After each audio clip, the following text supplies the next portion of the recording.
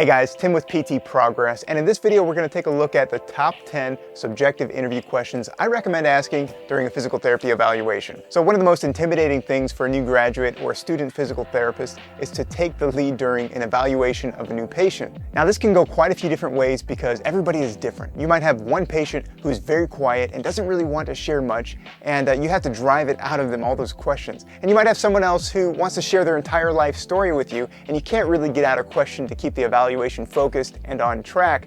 And in either of those situations, it can be really helpful to have a sort of roadmap to approach the evaluation. And it's one of the reasons why I created these 10 questions to ask during a physical therapy evaluation. So if you're interested in printing out this checklist of questions, you can grab that link below and get that list for yourself. But before we dive into these questions, I want to make one thing clear, and it's that these questions that you're asking on the list, they aren't the end-all be-all of questions you may ask during an evaluation. Your job is to have a conversation with the person across from you and to lead that conversation to cover important items that ultimately help you in providing treatment or recommendations for that person. Okay, so before you dive into just running down the list of questions, I like to take a few seconds to introduce myself and to make the person feel comfortable by knowing what to expect during the evaluation. So let's dive in and see how I might introduce myself and lead right into the first question. Oh, hey there, I'm Tim. I'm one of the physical therapists in the clinic. I've been here for the past 4 years and treat a lot of people with back pain, knee pain, and especially shoulder issues, so you're definitely in the right place. Today's evaluation is going to take about 45 minutes to an hour, and we'll go over things like your range of motion, your strength, and then we'll finish out with some exercises and recommendations you can start doing at home. But before we get into any of that, I just like to get to know you a little bit and see what's been going on. What brings you into the clinic today? Now, there's a good chance that you've already seen their patient intake form. At least I hope you have. And you should have a good idea of what you're seeing them here in the first place, but sometimes you don't know if there's a specific injury or if they've been dealing with this issue for a long time. So it's important to ask about the reason they're coming to you today for treatment. So when you ask this, your goal is to direct them to explain what it is or why it is that they're coming to see you today. So again, that first question is simply, what brings you in today? And since we don't really have a patient here to go back and forth with these questions, I'm just going to go in rapid succession and count them down, adding a little commentary if I need to do so. So let's dive into number 2.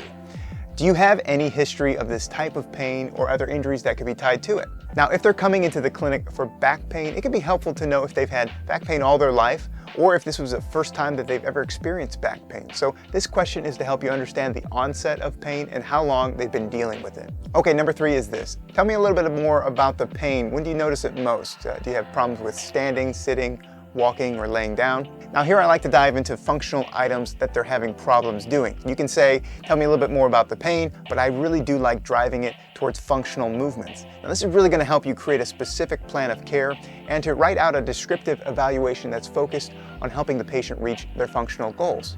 Okay, number 4, can you point to the area or how would you describe the pain or the feeling that you're having right now? So most of the time you need to document a description of the symptoms, whether that is dull, sharp, achy, throbbing. And during this question, I usually interact and say, do you have any numbness or tingling? And from a scale of 0 to 10, how high would you say your pain is? 10 being, take me to the ER right now. And look, I know these aren't exactly 10 single questions. You might have to ask 1 or 2 additional questions within each of these major questions. The idea is that we cover some of the major areas in such a limited amount of time. So we ask these questions because we have to move on and perform special tests and other treatment items during our evaluation as well. Okay, number 5 is this. Have you had any previous treatment for this particular issue or any other physical therapy, injections, chiropractic? And did it help? Now, I like asking this question because it gives you an idea of whether or not the patient perceived benefit from this specific treatment. And it's not to say that you shouldn't avoid certain treatments because the patient said it didn't work, but it's just helpful to understand what the patient is thinking, especially if they've had physical therapy in the past and you hear them say something like, well, I've tried all these exercises and they don't work. Or they say something more general like, I try exercising and I try these types of treatments and it just doesn't help me at all. And as a side note, if I'm doing exercises or treatments with the patient and they have this opinion that exercises don't work, I'll often ask them, well, have you done this specific exercise right here?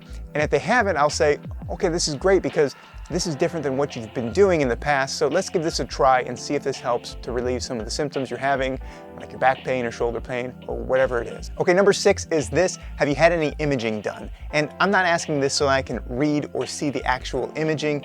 Sometimes it is helpful to see the imaging report or the summary, but my biggest goal in asking this question is to understand the results of the imaging.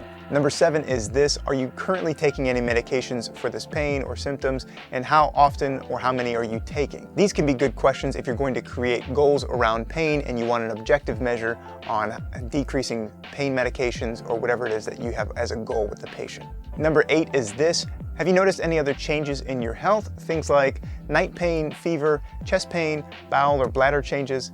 And these are all kind of red flag questions that we are looking for, items that might lead us to refer out or to recommend another provider if we hear specific feedback or answers from the patient in these questions. Okay, at this point of the evaluation, there's a good chance that you've gathered a lot of information about the history. So I like to wrap it up with these last couple questions. And number 9 is this: is there anything else that I should know about your overall health history? Things like cancer, blood pressure, high blood pressure, diabetes, surgery, anything like that. Now, you'll be surprised with how many people come into the clinic with something like ankle pain, and they've had surgery a couple of weeks ago for a hernia, a hysterectomy, or whatever it is, and you have no clue because you didn't ask this question. Now, we can't always catch everything, but I like asking this question because if there was something major that was going on and it's not really related to this issue that they're coming in for, hopefully the patient is willing to share that with you because it might impact the way that you provide treatment in order to protect that area or to avoid disrupting it with specific movements or exercises. Okay, and the final question that I like to ask before going into objective measurements or special tests is this: so what are your goals for therapy? Are there things that you want to return to doing that you're currently limited in doing because of this? Now, you're going to get all sorts of answers on this one because some people might get really specific, or some people might try to be funny and talk about unrealistic goals or things they've never done before, like running a marathon, and they want to start running a marathon now. But my recommendation is to bring it back to functional things that might be related to their biggest problem. So if they're having back pain, one of their goals might be able to reach down to the ground and pick up items without experiencing sharp pains in their back. That's a great functional item, and it's a great goal to work into their plan of care. Hey, if you want to print out a copy of these 10 subjective interview questions that I recommend asking during your evaluation, go ahead and see that link in the comments below. Also, if you like this video, I would love it if you gave it a like below, and be sure to subscribe to the channel, and I'll see you in the next video.